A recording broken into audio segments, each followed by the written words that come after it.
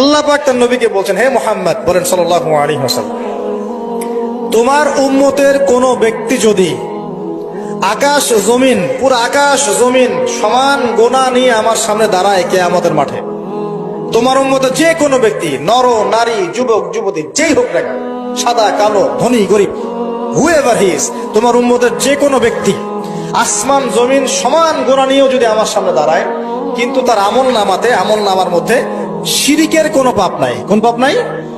শিরিক তো বুঝি ভাই, আল্লাহর সাথে অংশীদার সাব্যস্ত করা। কিতাব তাওহীদ বইটা পড়ে নিয়ে, তো এখানে সব দেয়া আছে। শিরকের পাপ নাই, আসমান জমিন সমান পাপ দিয়ে ভর্তি। আমি আল্লাহ তার সামনে আসমান জমিন সমান ক্ষমা দয়া নিয়ে হাজির হব ইনশাআল্লাহ। মানে আল্লাহ পাক তাকে মাফ করে দিবেন ইনশাআল্লাহ। খালি শিরকের পাপ না করলেই আল্লাহ মাফ করবেন।